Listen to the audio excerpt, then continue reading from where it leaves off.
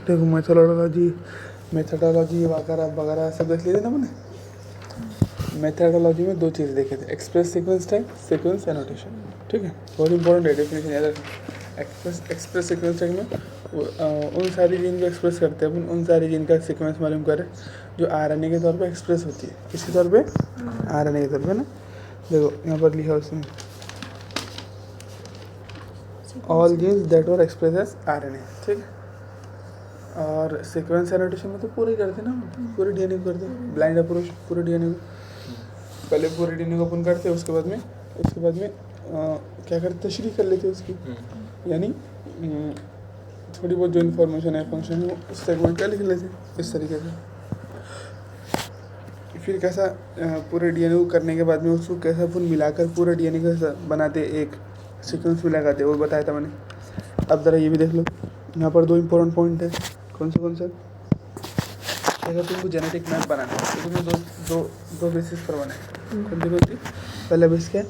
Polymorphism of restriction endonuclease site, और दूसरा है some repetitive DNA sequences known as micro satellite.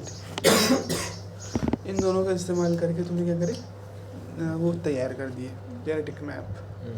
किस तरीके से जेनेटिक मैप होगा अपना, यह तो अपने को रट लेना है अच्छे से। ठीक है, ज़्यादा कुछ समझने की ज़रूरत है नहीं इसमें कि कैसा जाएगा, बहुत काफ़ी डीप हो जाता है फिर वो। ठीक है ना, किस तरीके से करें वो डीप होता है, इसलिए अपने को बस इतना पूछेंगे तो क्या पूछेंगा कि कौन सी ऐसी 2 बेसिस है जिनके ऊपर अपन ने जेनेटिक मैप बनाए। तो अपन बोलेंगे एक पॉलीमॉर्फिज्म ऑफ रेस्ट्रिक्शन। पॉलीमॉर्फिज्म बोले तो क्या होता है? चेंज, वेरिएशन, है ना। तो अलग अलग इंसानों में अलग अलग आ रही थी ना, या फिर बोलो एक ही डीएनए के अंदर अलग अलग पॉलीमॉर्फिज्म आ रही है, अलग अलग रेस्ट्रिक्शन एंडोन्यूक्लियस की साइड बन रही है ना, तो उसके बेसिस पर ऑफ रेस्ट्रिक्शन एंडोन्यूक्लियस।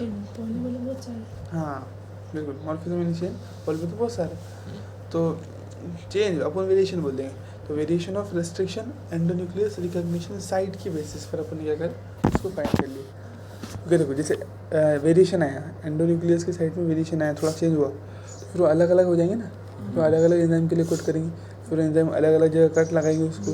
तो उससे ओवरऑल अपन ने वो सब बोल दिया उसने शॉर्ट में, लेकिन अच्छा लंबा प्रोसेस है। किस तरीके से अपन ये मालूम करेंगे कि कौन सी जीन कहाँ पर है करके, है ना, जेनेटिक मैपिंग।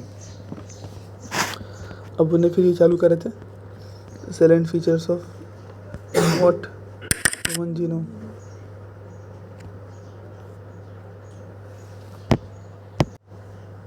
अब देखें क्रोमोसोम 1 हैज़ मोस्ट, मालूम है सबसे ज़्यादा यूनिट में क्रोमोसोम 1 में, और सबसे कम क्रोमोसोम वाई में। 29-68 किस्में क्रोमोसोम 1 में, और वाई में कितनी है? 2-3-1। ठीक है, scientist have identified about 1.4 million locations where single base DNA differences SNPs single nucleotide polymorphism. ठीक है, सुनो था क्या बोला उसने, साइंटिस्ट ने बोलते कितने 1.4 मिलियन ऐसे बेस पे मालूम करे जहाँ पर होता है SNP यानी 2 इंसान है, चलो 2 इंसान मानो। ठीक है, इसका डीएनए, अरे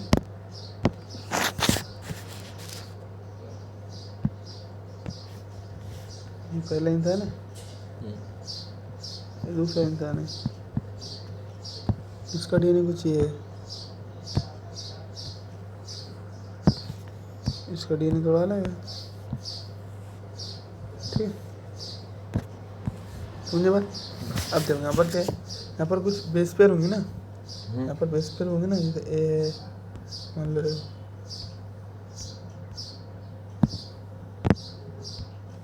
ए के सामने क्या आएंगे T C G T T T T C मान लिया। ठीक है, तो यहाँ पर क्या आएगा ए जी, ये बन गया इसका डीएनए। तो SNP का मतलब होता, देखो ये डीएनए बनेगा इंसान का, दूसरे इंसान का डीएनए बना रहे बंदे को।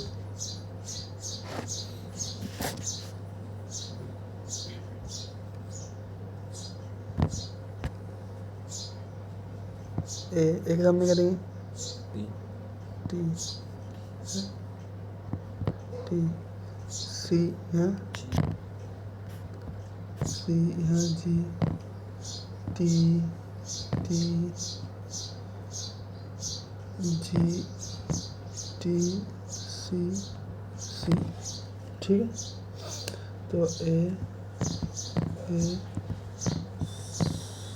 आगे सी ए जी जी, ठीक है। तो क्या फ़र्क दिख रहा है तुम्हारे दोनों डीएनए में? दोनों डीएनए में मतलब ये इसमें तो इतना ज़्यादा फ़र्क दिखने नहीं होगा, लेकिन देखो दोनों डीएनए में सिर्फ एक चीज़ का फ़र्क है। कौन सी चीज़ का? एक ही चीज़ का फ़र्क है, वो यहाँ पर है। पूरा डीएनए से मैं देखो एक मतलब रीड कर लो, A C T T T T T T C C है, ए सी टी टी जी आगे बीच में, फिर टी है, फिर सी सी, यहाँ 4 टी है, यहाँ जी आगे बीच में, दिख रहा है ना? तो यहाँ डिफरेंस है बस तुम्हारे का, यहाँ सी और जी, और यहाँ क्या है ए और टी। तो इस तरीके यानी पूरे दो लोगों के डीएनए में पूरे बहुत सारी सीक्वेंस सेम है, सिर्फ एक जगह डिफरेंस है। तो इसको बोलते हैं अपन एस एन। क्या बोलते हैं इसको? क्या बोलते बोलो? S N polymer. बनी था क्या? बनता क्या? अच्छा,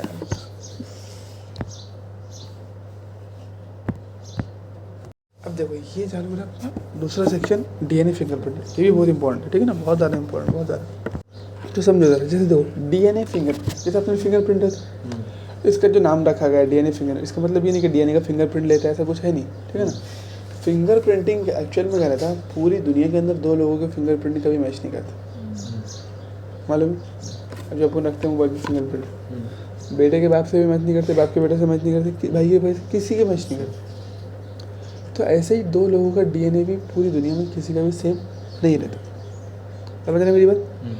जिस तरीके से फिंगरप्रिंट्स किसी के मैच नहीं करते, बस अपन सबूत के तौर पे पेश कर सकते ना। तो मैं देखेंगे बहुत सारे कोर्ट के अंदर क्या करते हैं, फिंगरप्रिंट एज अ सबूत पेश करते हैं। तो उसी तरीके से डीएनए को भी एज अ सबूत पेश कर सकते हैं। अगर क्राइम सीन पर किसी का डीएनए मिला, अब तुमको शक है इंसान पे, उस इंसान में तुमने डीएनए निकाले, दोनों का डीएनए मैच कर गया, तो बस यही चोर है 100%। यही क्या है, किसी ने कत्ल करा या फिर यही चोर है, जो कुछ भी बोल सकते हैं ऐसा। तो यह डीएनए फिंगरप्रिंटिंग की पावर है। यानी सिंपल बोला जाए, जिस तरीके से फिंगरप्रिंट दो लोगों के मैच नहीं करते, उसी तरीके से किन भी दो लोगों के डीएनए मैच नहीं करते। डीएनए मैच करता क्या? नहीं। इसलिए ऐसा फिंगरप्रिंटिंग नाम लगे, ऐसे यहाँ डीएनए फिंगरप्रिंटिंग बोल दिया। तो यहाँ फिंगरप्रिंट से कोई लेना देना नहीं, लेकिन उसकी जो प्रॉपर्टी है फिंगरप्रिंट की, कि वो किसी भी दुनिया के अंदर कोई भी दो लोगों के फिंगरप्रिंट मैच नहीं करेंगे, इसलिए तो अपन फिंगरप्रिंट रखते हैं। अंगूठा छाप नहीं तो क्या पढ़े लिखे नहीं रहते, अंगूठा छाप रहते, अंगूठा दबाते उसके ऊपर, है? तो इंसान वो तो फिर सब पूरा पढ़ा लिखा के इंसान में अंगूठा छाप बना दिए, है ना? वही काम हो गया। लेकिन एक्चुअल में ये बात रहती है, इतनी अंगूठे में अल्लाह ने इतनी पावर दिया कि किसी का तेज नहीं रहता। तो आखिरकार अपने को बनना वही पड़ा, अंगूठा छाप, ठीक है? तो वही प्रॉपर्टी यहाँ पर भी इस्तेमाल करने वाले हैं। उसी डीएनए की भी वही प्रॉपर्टी है कि किसी भी दो लोगों के डीएनए सेम नहीं रहते, तो अपन उसको फिंगरप्रिंट जैसा हो गया ना फिर वो, इसलिए अपन डीएनए फिंगरप्रिंटिंग नाम रखते हैं। I have started in the preceding section, जैसे अपन ने पहले शुरुआत करे थे, बता रहे थे कि ये लाइनें आ गई थी, पहले भी बोले थे 99.9% डीएनए सबका सेम है, लेकिन 0.1% तो सबका अलग अलग है ना? तो वही 0.1% हर किसी इंसान को एक यूनिक बनाता है। Of the base sequences among human is same. Assuming human genome as 3 × 10⁹, अगर मान लिया जाए कि इतनी बेस पेयर है इंसान के डीएनए में,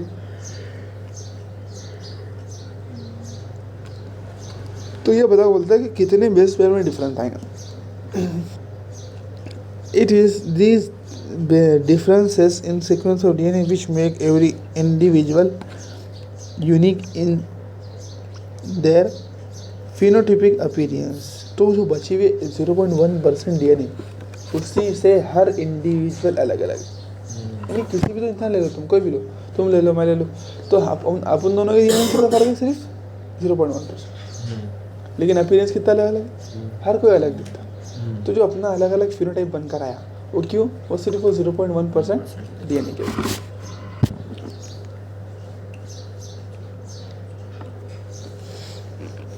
तो 3 × 10⁹ है, इसका 0.1% निकालना पड़ता है अपने। तो अपने को समझ में आया था कि कितना रहता है। देखो निकाल देंगे, छोड़ देंगे, थोड़ा निकाल देखो। अपने क्या निकालना है, 3 × 10⁹ का देखो, सॉरी कितना है, 3 × 10⁻, 100 में से 0.1 ऐसे है ना। तो इसमें से कितना एक्स मान लो उसको। अब करो देखो, ये 100 को काट दो इधर, एक 0 और ऐड कर दी तो ऊपर नीचे 1000 कर देते, ठीक है, ऊपर 1 हो जाता बराबर, ठीक है। आ जाएगा 0 अपने नीचे, इसको ऊपर लेके चले आओ। तो 3 0 कट जाएंगे, तो 3 × 10⁻ कितना आ जाएगा, 6। कैलकुलेशन कुछ समझ में आया? जनरली ऐसा करते हैं अपन कैलकुलेशन।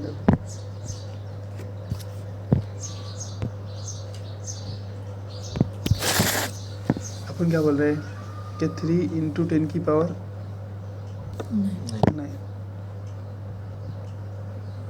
बराबर परसेंट है ना। तो 100 में से 0.1 है ना, 100 में 0.1 है ना ये देखो, ये टोटल अगर अपने इतने रहते तो इसमें से फिर कितने हैं, 100 में अगर 0.1 का चेंज आ रहा है, सिर्फ 0.1% ये नहीं तुम्हारा चेंज है। तो 3 × 10⁻9 में कितना चेंज होगा, ऐसे निकालना है। तो ऊपर नीचे पहले अपन 10 से मल्टीप्लाई करते, तो ये 0 ये कट जाएगा और यहाँ पर एक आ जाएगा 0 है ना। 10 से मल्टीप्लाई करने पे तो ये इसको काट दो, ये कट गया, ऊपर क्या बन गया, ऊपर 1 रह गया और नीचे 1 0 आ गया, ऐसा। ठीक, अब क्या करना है, ये एक्स ही फाइंड करना है। तो इस पूरी टर्म को अपने को इधर ले जाना है, यहाँ तो 1 है ना, टेंशन नहीं, 1 का तो कुछ है नहीं, 1 को मिटा देते हैं। चलो 1 बोले तो क्या है वो, 1 तो एक नंबर है ना, वो मल्टीप्लाई में जाएगा तो कोई फर्क नहीं पड़ेगा ना उससे। ठीक है, यहाँ लिख दिया अपने 3 × 10⁻9। अब देखो 3 0 से 9 में से 3 0 कट गए तो कितने बचे, 6 0। तो x बराबर कितना आ गया, 3 × 10⁻6। 0.1 इतना बड़ा आ रहा, सोच रहे हो, 3 × 10⁻6 बेस पे आ रहा, पूरा हमारे डीएनए का 0.1% इतना आ रहा।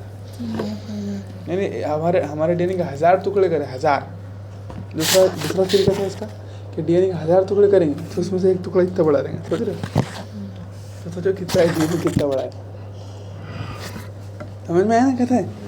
डीएनए कितने टुकड़े करे, 1000, 0.1 बोले तो 1000 होते ना वो। तो अगर डीएनए के 1000 टुकड़े करे तो उसमें से एक टुकड़ा इतना बड़ा है।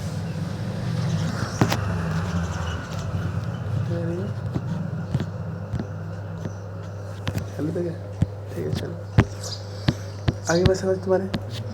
अब इतना बड़ा भी तो काफ़ी बड़ा होता ना वो, है ना, इसीलिए तो इंसान इतने सारे अलग अलग रहते हैं। चलो तो 0 पॉइंट अपन ने देख लिया कि in how many base sequences would there be difference. अगर पूछा तो तुम क्या बोलेंगे, 3 × 10⁻6। It is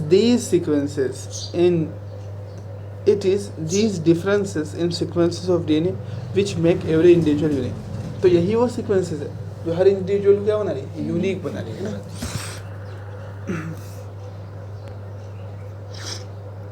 in their phenotypic appearance में, ठीक है ना, बाहर से थोड़ा है ना।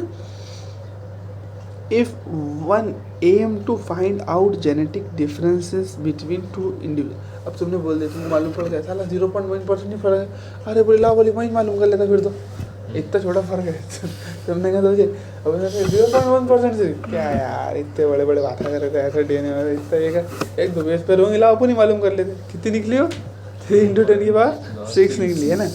तो अगर कोई चाहता है, बोलते क्या चाहता है कि उसको फ़र्क मालूम हो, कि वो डिफरेंस मालूम कर पाए तो लोगों के अंदर क्या फ़र्क है करके, है ना, कितना फ़र्क है। Find out genetic difference between 2 individual और among individuals of the population. या फिर तुमने बोले कि भाई चलो इतने सारे लोग बैठे हैं यहाँ पर, चलो एक के अपन फ़र्क मालूम पड़ेंगे, तुम्हारे में क्या डिफरेंस है। तो एक दो बेस पे से होने लगे नहीं, कितने लगेंगी, 3 × 10⁻6। हाँ, sequencing the DNA every time would be a daunting and expensive task।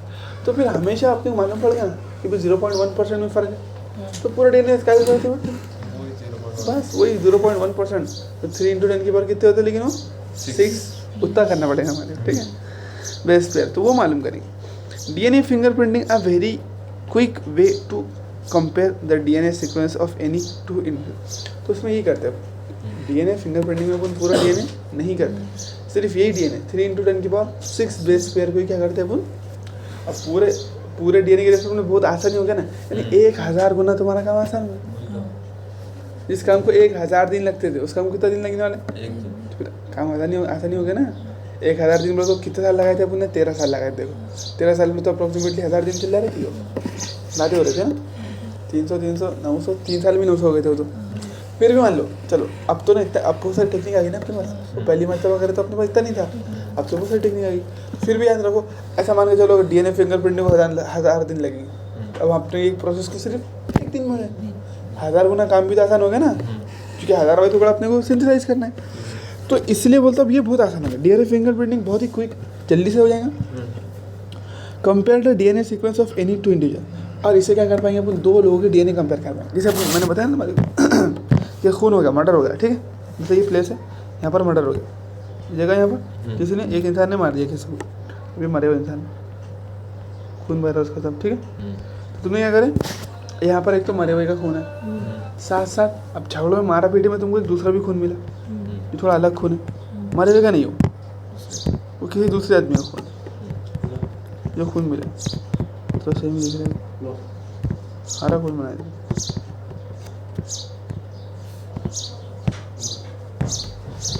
देखिए ऐसा ये खून मिला अपने ग्रीन कलर, और ये खून मिला इसका गुलाबी कलर का मरने वाले का, तो दोनों खून को ले जाएंगे, टेस्ट कर लो।